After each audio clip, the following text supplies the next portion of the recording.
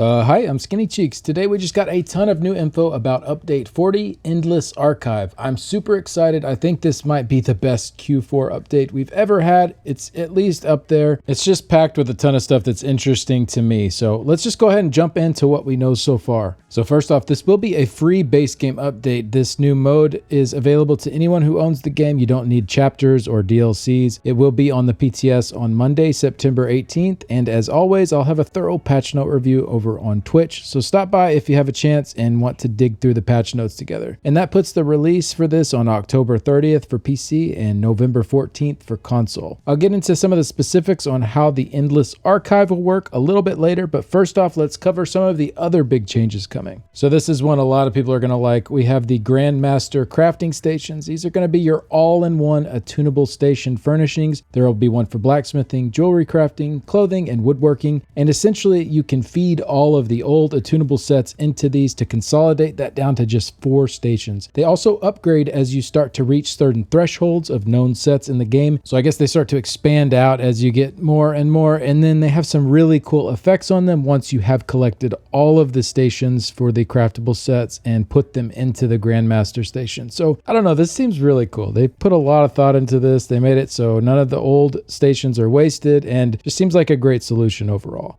Next up, they have a really nice update coming to jewelry crafting. They are going to do away with the grains, and now the system will be a bit more simplified and there will only be platings. So a few important things to know here: all of your existing grains will automatically be converted to platings, and then all of your existing platings will be multiplied times 10. So there is no need for you to really do anything here. These are just going to be automatically converted for you. And you may see some older versions of these in a mailbox or something like that, and they will be renamed to ancient grains or ancient platings, but as soon as you put them in your inventory, they'll get automatically converted. Another thing to note is that these will cost the normal amount now to upgrade. It will take 8 platings instead of the 4 that it used to cost at legendary rank, but remember that was 40 grains before, so it's still a massive reduction at only 20% of the old cost to upgrade. So just a really nice quality of life addition here, and upgrading jewelry just got a lot more affordable. And then finally, they did mention that they'll be adjusting the golden vendor to compensate for the new prices, and the blue quality jewelry writs are no longer going to exist.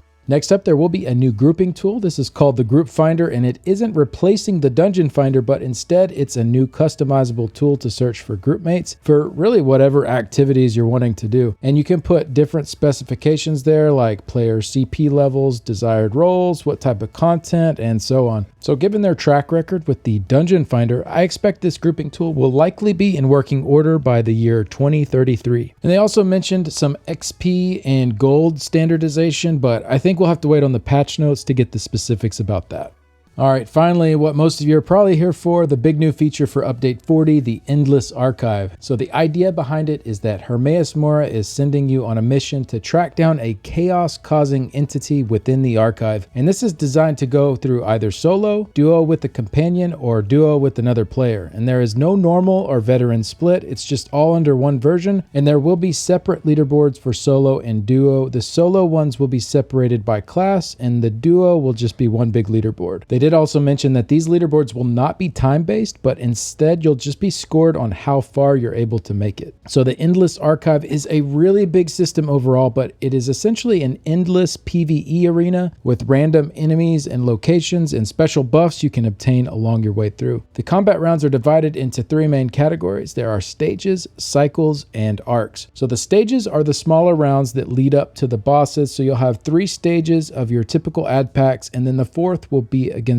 a boss. They said there are over 60 bosses right now that you could encounter, and these come from all different areas of the game. So it could be a dungeon boss, a trial boss, a quest boss, etc. Thematically, these bosses should do the things you would expect from their previous versions you've already seen, but some have been adjusted some to fit this type of content a little bit better. So once you've done the 4 stages, then that completes 1 cycle. And then after 5 cycles, this is what they're calling an arc. So essentially the first 4 cycles will all end in a random boss, and then that 5th cycle will end with the main boss, Thoat, Replicanum. Along your way through here, through the stages, the difficulty will slightly increase, but then moving to a new cycle, the difficulty will increase a bit more, but the bigger jump in difficulty will be going from arc to arc. So once you start that second arc, the process starts over again, and essentially it just keeps getting harder and harder until you can't keep going. And again, it is technically endless, like the name implies. You'll be able to continue on as far as your skill allows for, and you have 3 lives, which they're calling threads of fate, and after these are used up, you will have to start over. They said that if you are in a duo, these lives are not lost on death, but only on the party wipes. So if you can resurrect your partner, then you won't lose one of these threads. But as long as you can get through that first initial arc, that is where the quest turn-in is, and this will be a daily quest. So for the more casual players out there, you won't have to get up into those really high difficulty tiers just to get your daily quest knocked out. But if you want to keep pushing, you can, and you'll keep earning higher rewards. So that's kind of the base look at the structure of how the runs will go, but there is a lot more to it. So we do have some special buffs that we'll get throughout as well. And I'm sure people are going to dig into the specifics of these more on the PTS on Monday. But essentially these buffs are divided into 2 categories, verses and visions. The verses will be picked up at the completion of each stage, and then they only last through the following stage before they're replaced. And then the visions instead will be picked up at the end of each cycle, and these are long-term buffs that stay with you for the entirety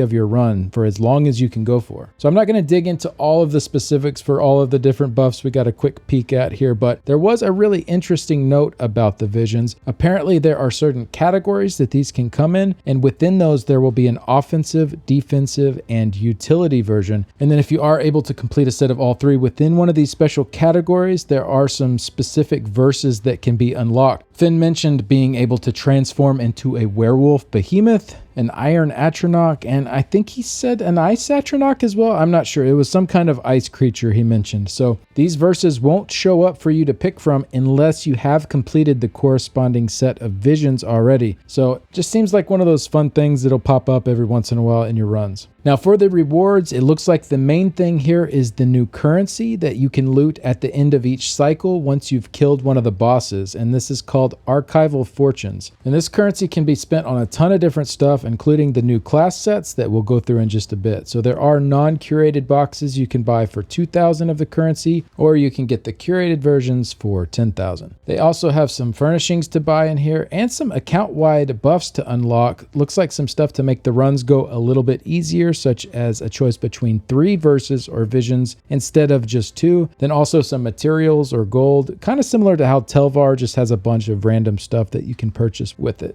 Then there also seem to be a few side activities and fun surprises mixed in during these runs. Now, I won't jump into the details of those as some were a little bit spoilery, and I think a lot of people want to see those for the first time when they first jump into these. But since there is no timer, you can feel free to take all the time you want to explore. So the whole premise for this just seems really cool to me. I think there's going to be a ton of replayability here. And it seems as though, unlike previous arenas, this is probably a system they can continue to add on to as time goes on. Whether it be more bosses or more class sets to purchase, seems like a type of content they could easily expand upon.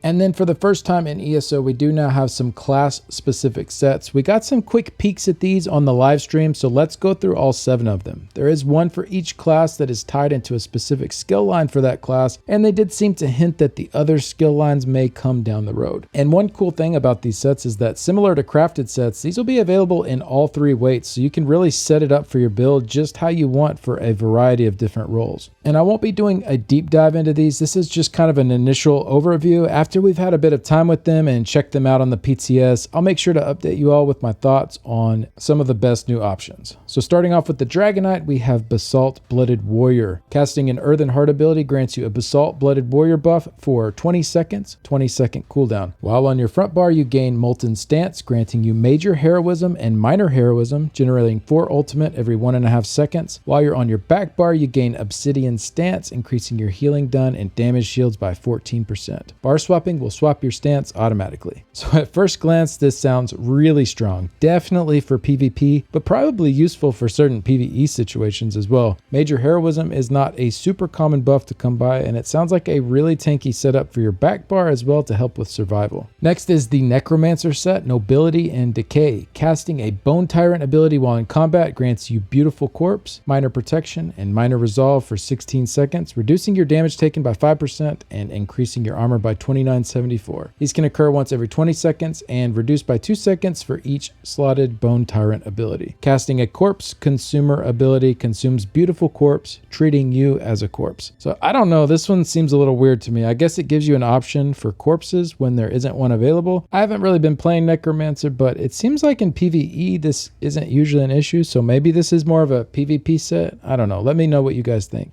Next up, we have the Nightblade set Soul Cleaver. While in combat with at least 20 ultimate, strengthen your siphoning abilities at the cost of ultimate. Increase the damage and healing of siphoning abilities by 17% of your current ultimate up to 200, from a minimum of 3% to a maximum of 34%. Reduce the cost of siphoning abilities by 15%. Casting a siphoning ability drains you of 1% of your current ultimate with a minimum of 1. All right, this is a mouthful here. I think this is going to need a lot of testing. It could make for a really hard-hitting Swallow Soul and Sap Essence, and it also boosts your heals up. My initial thoughts are that it won't carry enough weight to make it really super PvE relevant, but we'll have to see what the numbers end up looking like on this one. Next up is the Sorcerer set Monolith of Storms. Dealing damage with a Storm Calling ability's initial hit or every 5th tick creates Monolith near the enemy for 10 seconds, up to 1 every 1 second. You may have up to 3 monoliths at a time. Monoliths link to other monoliths within 28 meters of each other, each link dealing 3817 shock damage every 2 seconds to enemies between and near them. An enemy can only take damage from this set once every 2 seconds. So the premise of this sounds really cool. I like the idea of the chained lightning, but there's really no way of knowing how good this will be without knowing what kind of stats are giving that specific tooltip there. I'd have to guess that that final line really kind of hurts the set though. What could be a crazy combo of multiple lightning links going off, well, the enemies can only take damage every 2 seconds from them regardless. I don't know. It's really hard to say without seeing this in action.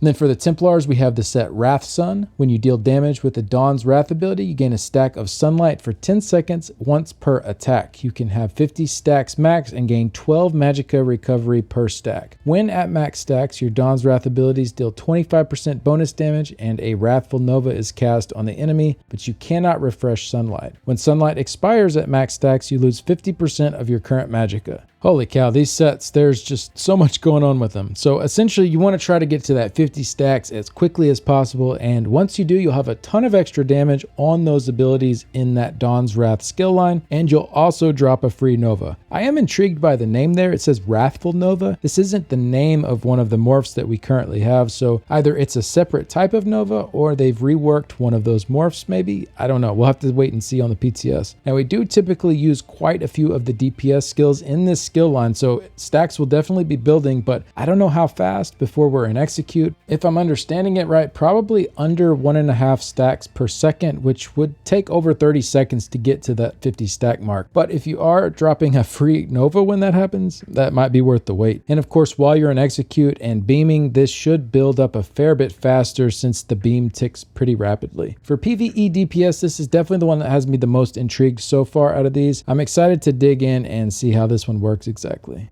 Then for the Warden, we have Gardener of Seasons. Casting a Green Balance ability gives you Herald of Spring, causing your Green Balance overheals to apply minor heroism for 3 seconds. Casting 2 non-Green Balance class abilities within 2 seconds consumes Herald of Spring and gives you Harbinger of Fall for 10 seconds, causing your Green Balance overheals to create an 8 meter area for 5 seconds, applying Major Maim to enemies and Minor Vitality to allies. You can create an area once every 5 seconds. You cannot gain Herald of Spring while Harbinger of Fall is active.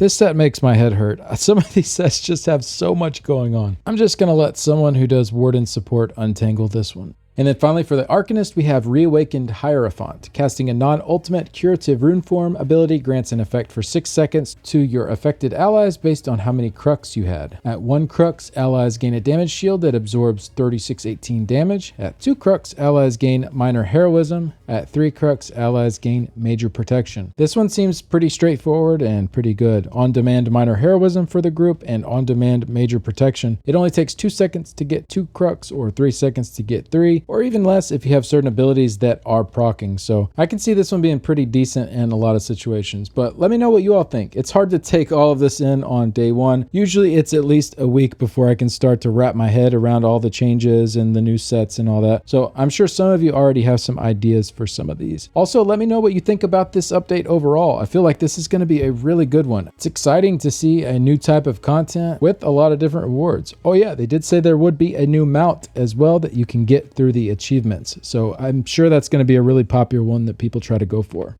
But thank you so much for watching. Hopefully this got you all caught up on what we know so far about Update 40. And again, we'll do a thorough patch note review once those go live on September 18th. Big shout out to my current Patreon supporters and YouTube members. The contributions help a ton to keep the website and YouTube channel going. And a special thanks to Nicholas, Simon, Cougars Bay and the Cougar City Guild, the Order of War Guild, Cantankerous Cat, Shady, Iffy, Blake1816, Mordecai1212, Santanico, Vajriti, Florian, Phoenix, Nalandia, Unemployed, Cresceliana, Cha-Cha, Technical KO, Cap, Danco77, and Pletpron.